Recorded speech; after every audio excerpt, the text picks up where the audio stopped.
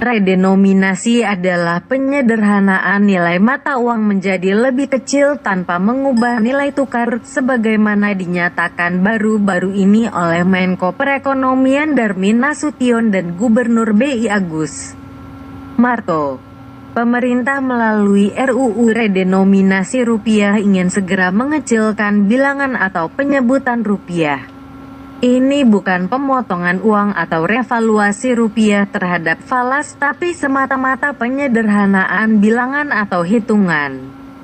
Karena isunya memang sederhana, maka jangan kaget kalau RUU Redenominasi Rupiah ini hanya terdiri dari 17 pasal. Penyederhanaan dengan redenominasi ini sebenarnya sudah terlebih dahulu berlangsung di masyarakat, memasuki restoran, kafe dan toko-toko tertentu di kota-kota besar.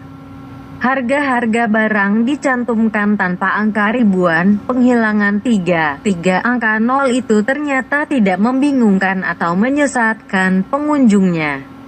Harga-harga yang tercantum jadi kelihatan rapi dan tidak menakutkan. Orang-orang asing yang tinggal di Indonesia nampaknya lebih menyukai penyederhanaan atau perampingan penulisan rupiah, termasuk penyebutan harga dengan menanggalkan bilangan ribuannya. Sudah lazim harga Rp100.000 akan dicantumkan Rp100 dan disebutkan 100. Meski tentu saja yang dimaksudkan adalah 100.000 dan pembeli juga membayarnya dengan Rp100.000. Tidak ada kesalahpahaman dalam berbagai laporan keuangan yang menyantumkan rupiah. Hampir selalu disederhanakan dalam ribuan, jutaan atau miliaran. Contohnya laporan keuangan perusahaan atau perbankan di surat kabar yang selalu mengecilkan penulisan atau penyebutan angka rupiahnya dalam ribuan atau jutaan rupiah. Apalagi nota keuangan dan RAPBN yang diajukan pemerintah ke DPR biasanya disajikan dalam jutaan atau miliaran. Sebenarnya dalam pembicaraan sehari-hari baik di kalangan elit maupun rakyat kecil, di pasar modern maupun tradisional, di kota maupun di desa, hampir dapat dipastikan budaya meringkas atau menyederhanakan angka atau bilangan rupiah itu lazim berlaku. Dalam wawancara dengan Mandag di pasar tradisional misalnya, para pedagang pasar akan menyebutkan 7,5, 7,5 untuk harga Rp7.500 atau 90 untuk harga Rp90.000.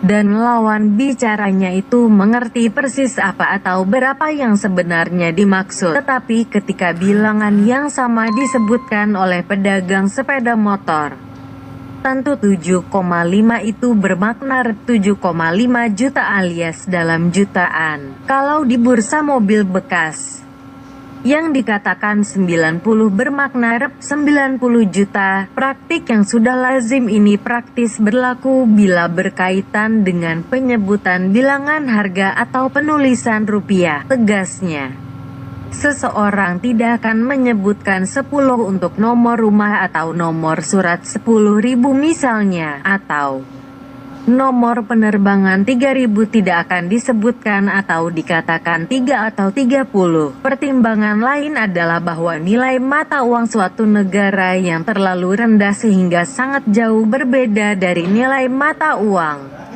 negara lainnya mengesankan ada yang salah dalam pengelolaan ekonomi negara tersebut. Nilai kur, nilai tukar, mata uang yang rendah di bursa falas selintas juga mengesankan harga barang dan jasa di negara itu mahal, atau mengesankan amburadulnya ekonomi negara tersebut.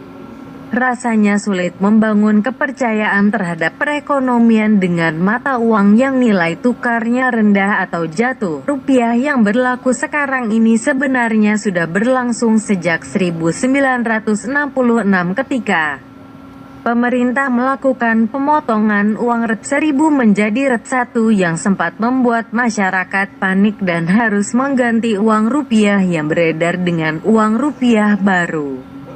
Saat itu antrian penukaran uang terjadi di mana-mana.